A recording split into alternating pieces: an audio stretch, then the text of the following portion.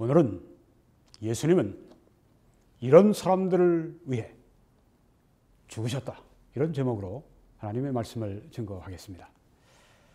오늘도 What the Bible Teaches, 그 책 가운데서 The Death of Jesus Christ, 예수 그리스도의 죽음, 이 부분을 제가 레이 토레이 박사의 놀라운 성경 공부에서 발췌해서 말씀드리겠습니다.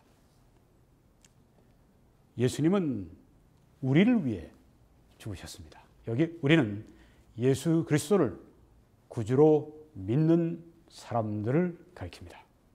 우리를 위해 죽으셨다 하는 말씀은 바로 믿는 자들을 위해 죽으셨다는 말씀입니다.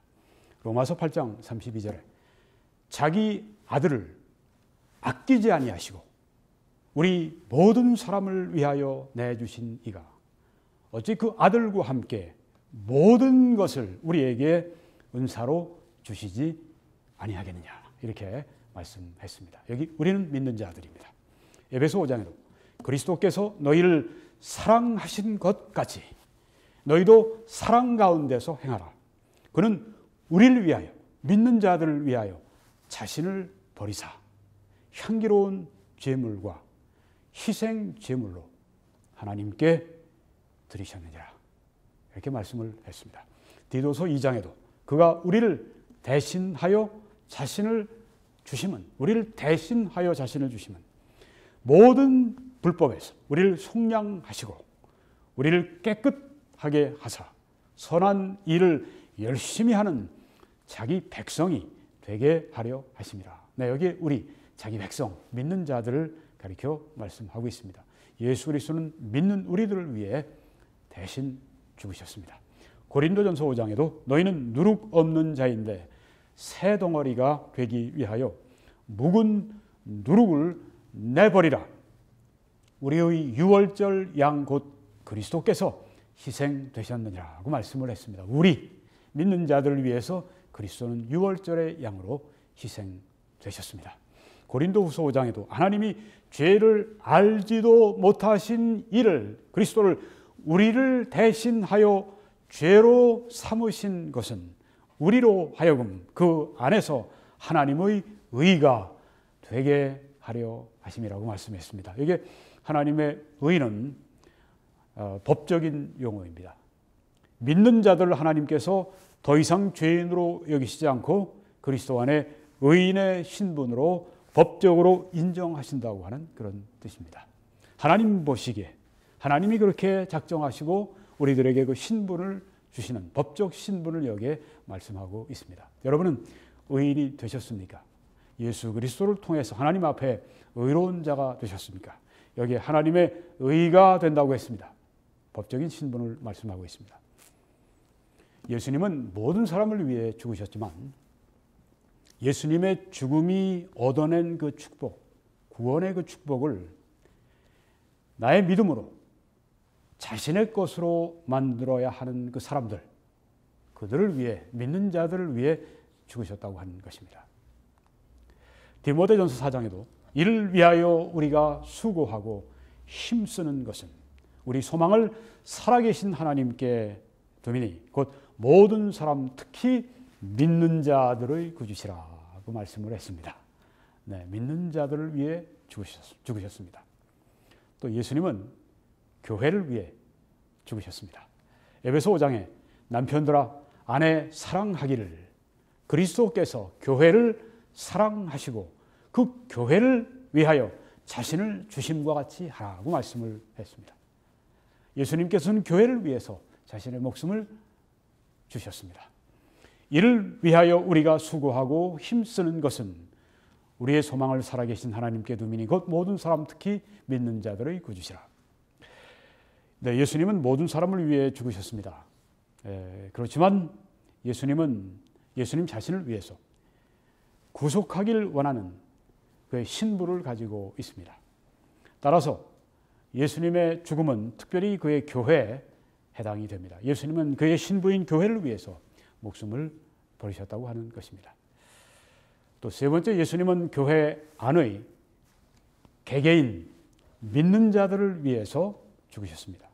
교회 안에 있는 각각의 믿는 자들을 위해 죽으셨습니다. 교회를 위해 죽으신 것뿐 아니라 교회 안에 있는 각각의 믿는 자들 위해 죽으셨습니다. 갈라디아 2장에 보니까 내가 그리스도와 함께 십자가에 못 박혔나니, 여기서 내라고 하는 것은 나의 지정의가 있는, 영혼 몸이 있는 이런 내, 실체로서의 내가 아닙니다. 여기서의 나는 누구냐 하면은 이전에 첫 아담 안에 있는 그 신분을 가지고 있는 아담 안에 있는 나, 바로 그 나를 여기 말합니다. 그 내가 그리스도와 함께 십자가에 못 박혔다고 했습니다. 많은 사람들이 이 성경을 이해를 못해서 나는 십자가에 못 박힌 적이 없는데 생각을 합니다. 아니 그런 것이 아닙니다. 아담 안에서, 우리가 아담 안에 있는, 우리는 아담을 선조로 한, 그래서 아담으로부터 이어져 내려온 인류입니다. 하나님께서 아담을 다루실 때 온 인류를 다루셨습니다. 그래서 아담이 한 사람이 범죄할 때 모든 사람이 범죄했다고 말씀했습니다. 아담 안에 있는 나, 그 신분을 말합니다. 내가 그리스도와 함께 십자가에 못 박혔습니다. 왜 못 박혔습니까? 죽으려고 못 박힌 거죠. 그래서 아담 안에 있는 나는 죽었고, 그런즉 이제는 내가 사는 것이 아니요, 이것은 아담 안에 있는 내가, 그걸 말하는 것입니다. 오직 내 안에 그리스도께서 사시는 것이라. 여기에 나를 말합니다. 그리스도가 이제는 내 안에 사신다. 이제 내가 육체 가운데 사는 것은 나를 사랑하사 나를 위하여 자기 자신을 버리신 하나님의 아들을 믿는 믿음 안에서 사는 것이라. 여기서 예수 그리스도가 누구를 위해 죽으셨는가? 자기 자신을 나를 위해 죽으셨다고 했습니다. 교회 안에 있는 나를 위해 예수 그리스도가 죽으신 것입니다.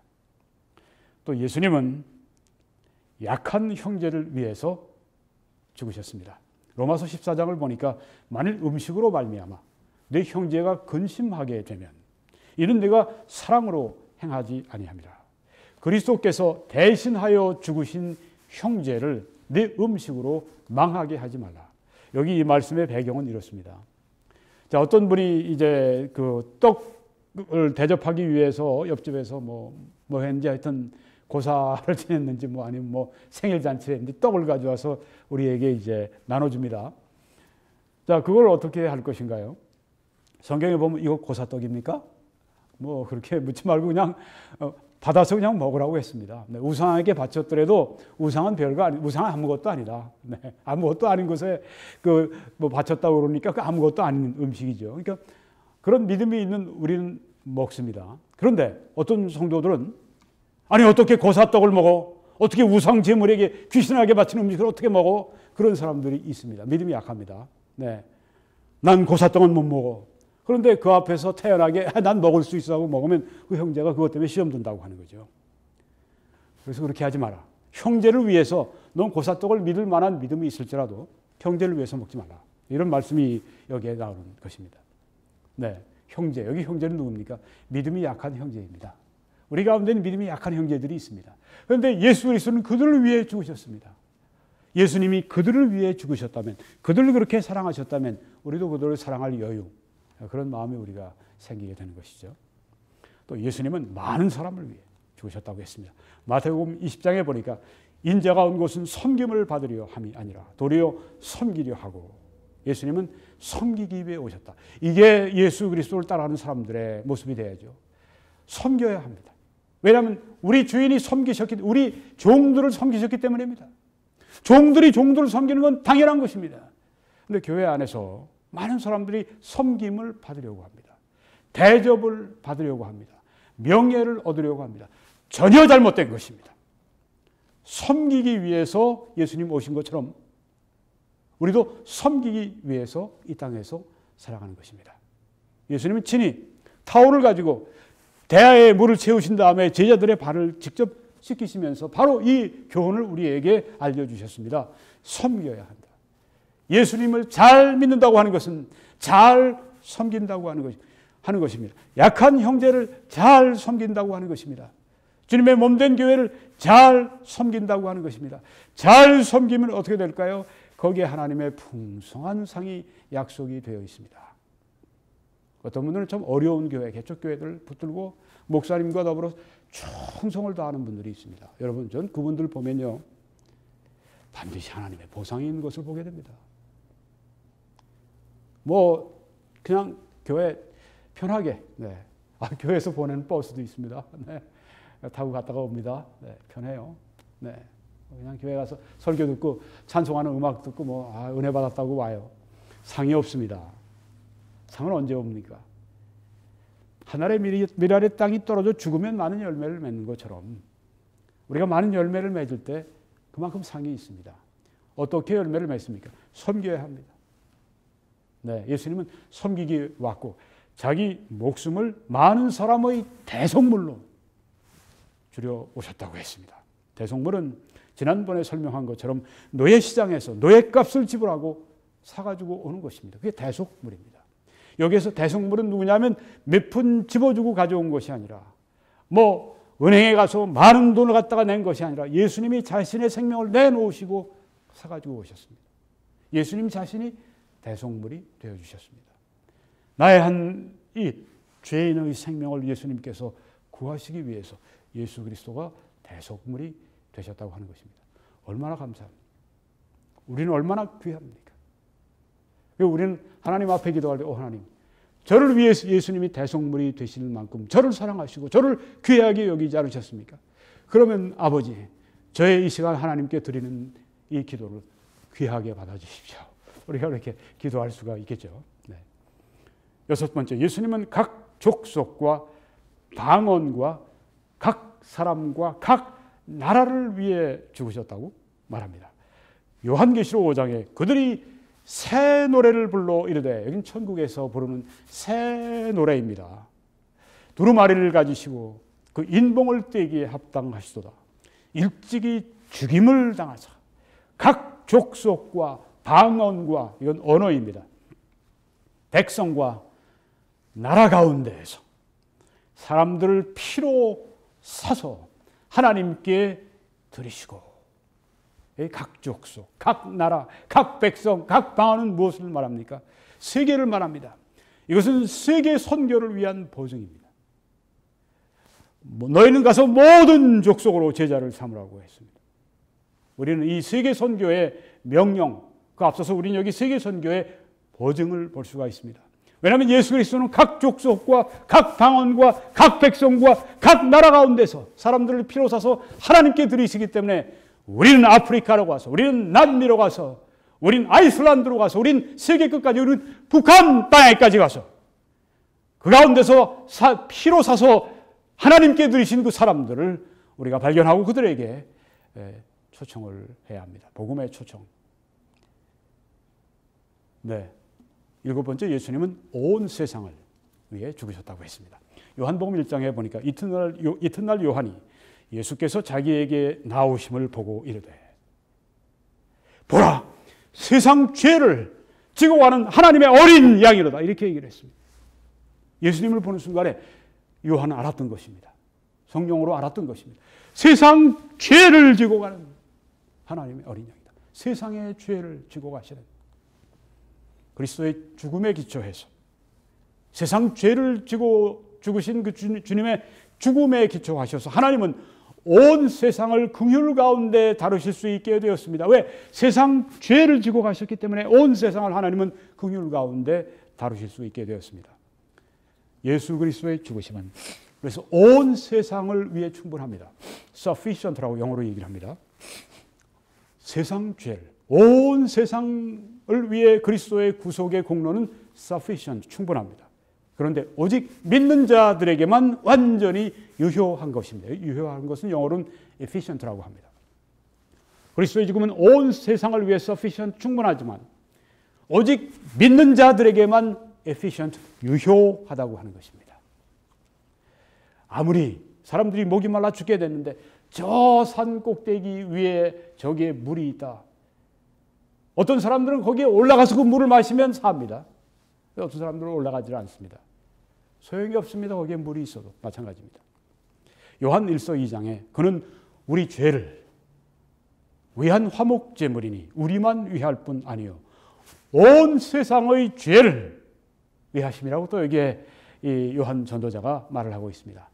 온 세상의 죄를 위해 예수님이 돌아가셨다. 모든 사람을 위해. 네, 예수님은 교회의 머리로 돌아가셨습니다. 에베소 1장에 또 만물을 그의 발 아래에 복종하게 하시고 그를 만물 위에 교회의 머리로 삼으셨다고 했습니다. 교회의 머리로서 죽으셨습니다. 그러니까 교회를 위해 죽으셨습니다. 그런데 예수님은 또한 인류의 머리로서 둘째 아담으로서, 우리 로마서에 보게 되면 예수님을 둘째 아담이라고 그러죠.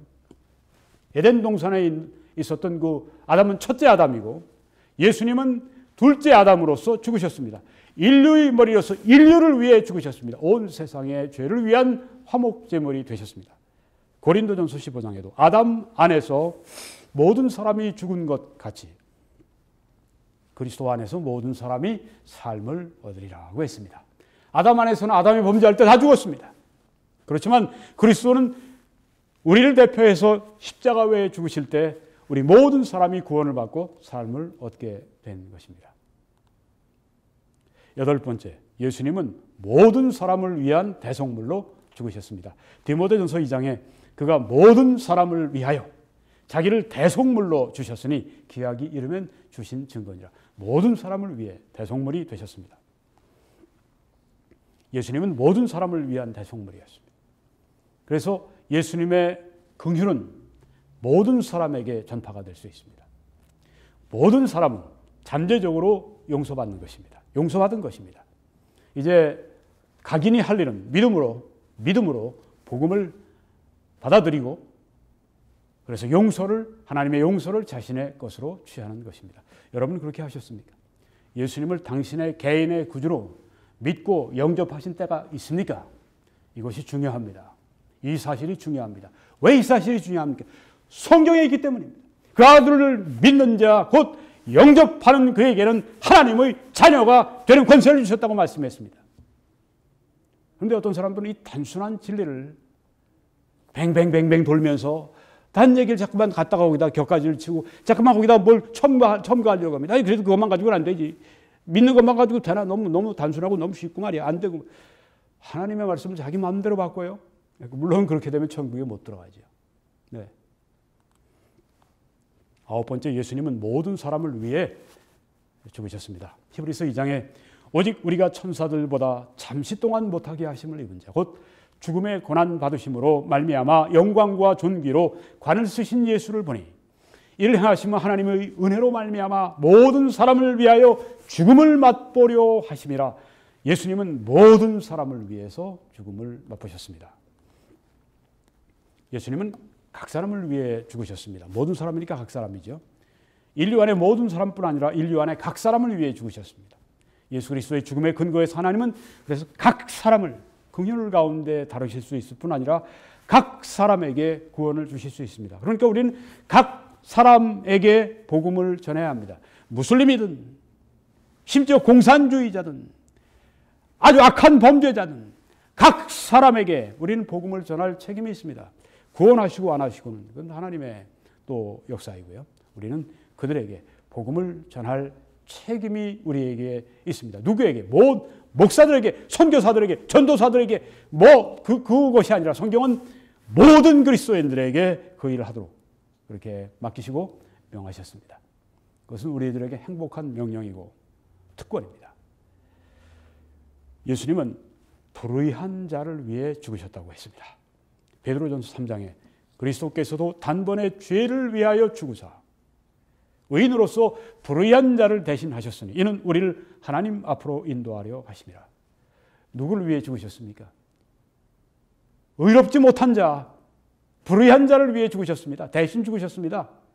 의인으로서 불의한 자를 위해 대신 죽으셨습니다. 예수님은 의인을 부르러 온 것이 아니라고 말씀하셨습니다. 나는 죄인을 부르러 왔다. 의사가 병이 없는 그런 사람 왜 필요한가? 의사는 병이 있는 사람이 필요하다. 구주 예수 그리스도는 왜 필요합니까? 의인은 필요가 없어요. 죄인만 필요합니다. 구주는. 내가 의인이라고 하는 사람들은 구주를 배척하는 것입니다. 그들은 구원받을 수가 없습니다. 의인은 없나니 하나도 없다고 성경에 말씀했습니다. 모든 사람이 죄를 범하였음에 하나님의 영광에 이르지 못했다고 말씀을 했습니다. 자기를 의인이라고 착각 가운데 빠져 있는 사람이 있다면 당신은 그 생각 때문에 지옥 갑니다. 당신은 그 생각 때문에 예수 그리스도 구주를 믿지 않기 때문에 지옥 갈 수밖에 없는 것입니다. 그래서 오늘 만약에 당신이 의인이라고 생각하면 생각을 고쳐버리고 회개하시기 바랍니다. 하나님 앞에는 아무도 의인 될 수가 없습니다. 오직 예수만이 의인이시고 예수 그리스도께서 불의한 자를 우리를 위해서 대신 죽으신 것입니다. 11번째, 예수님은 죄인들을 위해 죽으셨다고 했습니다. 로마서 5장 8절에 우리가 아직 죄인 되었을 때 그리스도께서 우리를 위하여 죽으심으로 하나님께서 우리에게 대한 자기의 사랑을 확증하셨다고 말씀을 했습니다. 죄인 되었을 때, 우리가 죄인 되었을 때, 내가 의인일 때가 아니라 내가 죄인 되었을 때 예수 그리스도가 죽으셨습니까? 그러니까 복음은 누구에게 전파됩니까? 죄인들에게 전파합니다. 여러분, 저 사람 죄인이야. 저 사람에겐 복음 못 전해. 천만에요. 우리 그리스도는 죄인을 위해 죽으셨기 때문에 우리는 죄인에게 가서 복음을 전해야 합니다. 우리가 이 기독교 역사상 여러 가지 위대한 전도자들을 보게 되면 어떤 사람들은 막 죽음 직전에 아주 주정뱅이, 완전히 그 알코올 중독자가 돼서 이제는 완전히 인생을 끝낼 그런 찰나에 복음 전도를 거리에서 듣고 그 자리에서 구원받고 그 자리에서 나중에 이제는 위대한 전도자로 그렇게 나아간 사람들, 그런 사람들을 우리가 많이 볼 수가 있습니다. 여러분, 죄인들에게 복음을 전하십시오. 죄인들에게 그리스도의 죽으심은 멜로디고 이것은 새 노래고 이것은 또한 복음인 것입니다. 의인들을 위한 것이 아니라 죄인들을 위해 그리스도가 죽으셨습니다.